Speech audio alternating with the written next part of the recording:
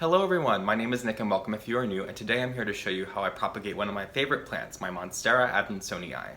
I do want to preface this video by saying that I find Monstera adansonii a little bit more difficult to propagate than its cousin Monstera deliciosa, but it is very much possible, so I'm here today to show you guys how I successfully do so. For the first portion of this project, what you're going to need is a Monstera adansonii like I have right here. This plant is also commonly called Swiss cheese vine, and you're also going to need a vessel of water, as well as a sharp pair of shears or a knife that is clean. Kind of a weird angle, but I think this is the best way to show you guys how I do this. So right here I have a vine of my Monstera adansonii, and the most important part when taking a cutting is to make sure that you have a node. So a node is where the leaf petiole meets the stem. So you'll see these little nubs and ridges right here. So that is the node, and you just want to make sure that you have at least one node that's going to be in contact with the water when we place it in the water vessel. So as I said, it's important to have at least one node. However, I would recommend taking at least 2 or 3 nodes within the cutting. So we have one node here, another node here, and a third node here. So I'm going to take a cutting in between the second and third nodes. However, I would recommend taking a cutting right above a node. So although the stem is going down, think about if it was going up, I'd want to cut right above a node. So it's going to be right here on the stem. So I'm going to take my knife and quickly and swiftly take a clean cut. So right here I have my cutting of Monstera adansonii. Now, this bit of stem right here is a bit insignificant since it doesn't have a node. It's actually called the internode. So what we're going to do is carefully and cleanly remove the internode because it might just rot in the soil or the water. So now we have this cutting right here that has 2 leaves, and this is a new leaf coming in right here. So optionally, we can remove this leaf on the bottom because it might rot in the water. However, I'm just going to leave it on because I think it looks a little better when my cutting has 2 leaves. So just something to keep in mind, it might be a little bit easier to remove this leaf. However, I find that it will grow totally fine if you keep the leaf on. So we have our vessel of water right here, our cutting of our Monstera adansonii right here, and we're just going to place the cutting in the water and make sure that at least one of the nodes is in contact with the water at all times. I would recommend changing your water at least every week. However, if you change it every 2 weeks, it's totally fine. I just wouldn't leave it indefinitely in the same water. You want to propagate your cuttings in the space with bright ambient light. However, you want to keep them out of direct sunlight for now while they're growing in water. So I'm going to place it right here in this west window where it's shielded by a few other plants. In my past propagation videos, I have gone ahead and tracked that cutting that I have taken over however so many weeks it takes for it to root, but I actually have another Monstera adansonii cutting right here that I have been rooting for approximately 8 weeks, and you can see it has quite a substantial root system, so I actually could have probably potted this guy up around week 5 or 6, but I am here at week 8 and we are going to go ahead and pot this guy up, so I figured it would be a wonderful time to show you guys phase 2 of this project where we pot up our Monstera adansonii cutting.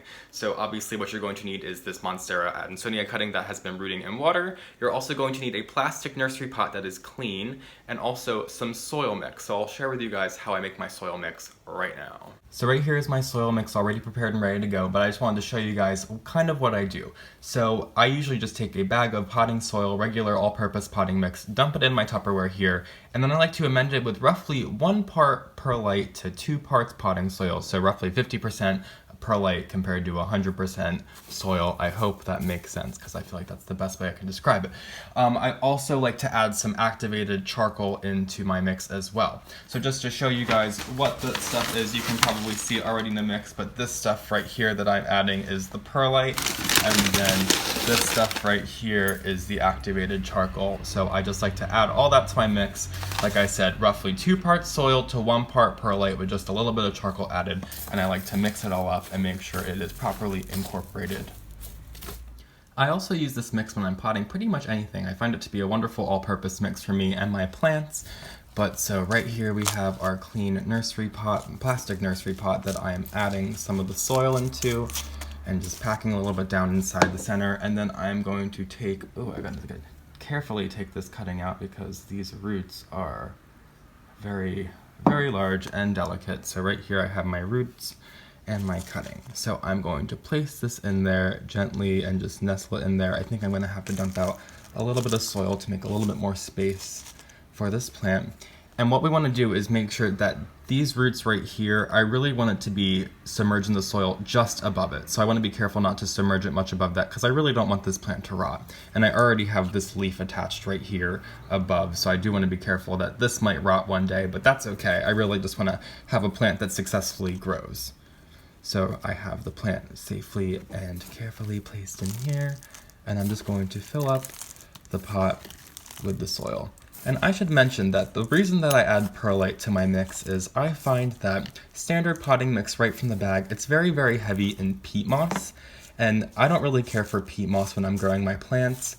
I find that it holds on to water a little bit too long, or when it dries out and it stays too dry, it becomes what they call hydrophobic, where it can't really absorb the water or reabsorb the water, so you have to kind of soak your plants in order to get that peat moss to reabsorb it. So I find that when you add the perlite to the mixture, it really helps negate this issue altogether.